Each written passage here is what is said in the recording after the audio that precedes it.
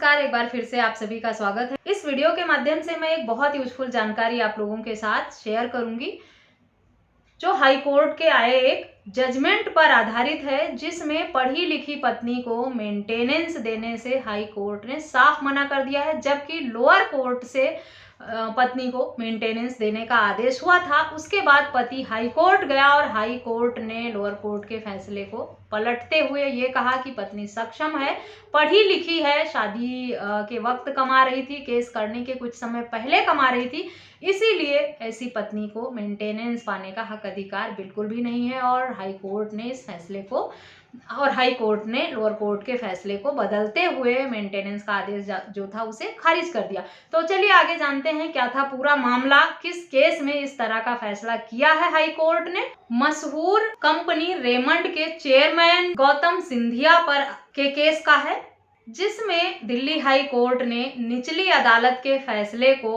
बदलते हुए मेंटेनेंस के आदेश को खारिज कर दिया है।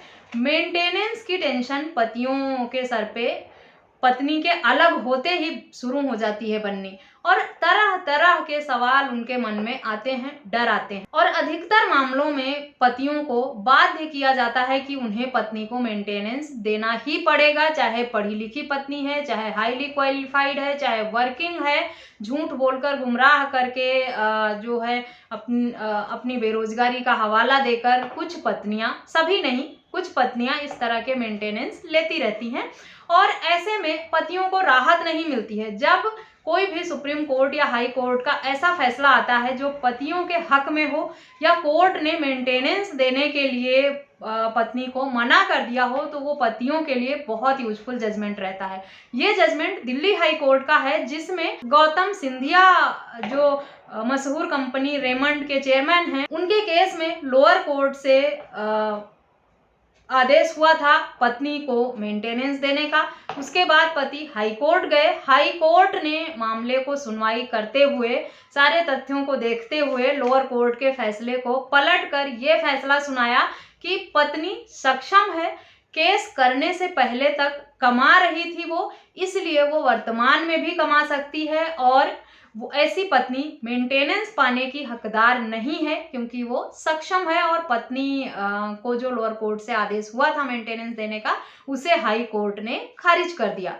खैर, मामला यहाँ खत्म नहीं होगा, आगे मामला सुप्रीम कोर्ट तक भी जा सकता है और ये फैसला पलटा भी जा सकता है, लेकिन अभी तक हाई कोर्ट ने यही फैसला सुनाया है कि ऐसी पढ़ी लिखी पत्नी को मेंटेनेंस देने का कोई मतलब नहीं बनता है, ना ऐसी पत्नी हक अधिकार रखती है मेंटेनेंस पाने का, जबकि पत्नी ने पति की संपत्ति में 70% क्लेम किया था अपने हिस्सेदारी का।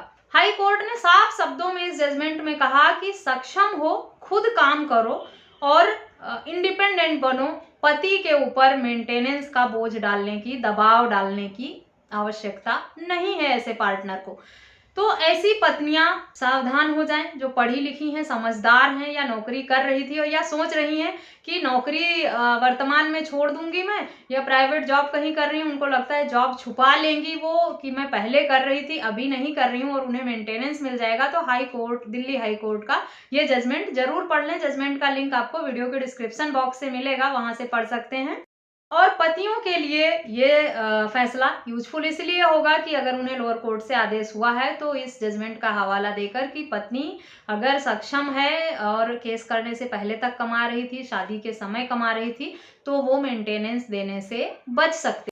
साथ ही एक और अहम बात मैं क्लियर करना चाहूंगी इस वीडियो के माध्यम से कि हिंदू विवाह अधिनियम के अंतर्गत जो शादियां होती हैं, उसमें पति और पत्नी दोनों को एक दूसरे से मेंटेनेंस पाने का, भरण पोषण पाने का हक अधिकार रहता है। लेकिन अगर स्पेशल मैरिज एक्ट के अंतर्गत विवाह होता है, दोनों सेम धर्म के नहीं होते हैं, तो स्पेशल मैरिज एक्ट के अंतर्गत विवाह होता है, और स्पेशल मैरिज एक्ट के अंतर्गत शादी होने पर सिर्फ पत्नियां ही अपने पति से भरण पोषण की मांग कर सकती हैं। पति को स्पेशल मैरिज एक्ट में हुई शादी से मेंटेनेंस पाने का हक अधिकार नहीं रहता है। तो जिन लोगों की पत्नियों ने झूठे केस किए हैं, उनके ऊपर मेंटेनेंस के कमा रही थी, या शादी के वक्त कमा रही थी, या शादी केस करने के कुछ दिन पहले तक कमा रही थी, उसके बाद उन्होंने ये हवाला दिया है कि अब मैंने केस अब मैंने नौकरी छोड़ दी है या मेरी जॉब चली गई है, मैं असमर्थ हूँ कमाने में, उनके लिए ये जजमेंट बहुत ही यूजफुल है। वो इस जजमेंट का हवाला देकर अपने मेंटेनेंस का आदेश हुआ है तो खारिज करवा सकते हैं, नहीं हुआ है तो आदेश होने से रोक भी सकते हैं, क्योंकि ये मामला हाई कोर्ट का है और अगर निचली अदालत से इस तरह के आदेश होते हैं तो हाई कोर्ट के इस जजमेंट का हवाला देकर उन्हें रोका जा सकता है।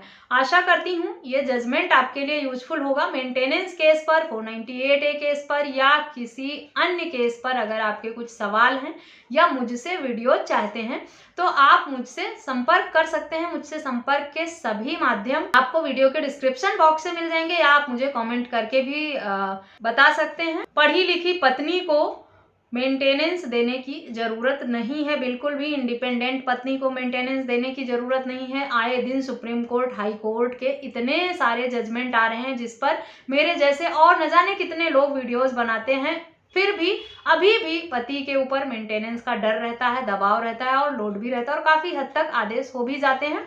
आप इस तरह के जजमेंट को पढ़ें और इन्हें अपने केस में यूज भी करें। अगर कोई समस्या आती है, कोई डाउट होता है, आपको समझने में दिक्कत होती है, तो आपके पास विकल्प है ना कि मुझे ईमेल, व्हाट्सएप या कमेंट करके पूछ सकते हैं। तो फिर अब किस बात की टेंशन है, आप बिल्कुल परेशान ना हो। मेंटेनेंस का केस अगर कमाऊ पत्नी ने किया है तो उसे मेंटेनेंस नहीं देना पड़ेगा। आशा करती हूँ ये वीडियो आपके लिए यूजफुल होगी। अगर मेरी वीडियो अच्छी लगी है तो मेरे चैनल को सब्सक्राइब करके बेल आइकन को प्रेस करना ना भूलें, क्योंकि आप लोगों के सब्सक्राइब से, लाइक से और कमेंट से मुझे बहुत मोटिवेशन मिलता है।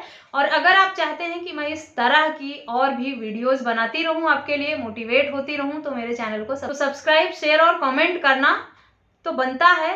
इस वीडियो में बस इतना ही। आशा करती हूँ ये वीडियो आपके लिए यूजफुल हो।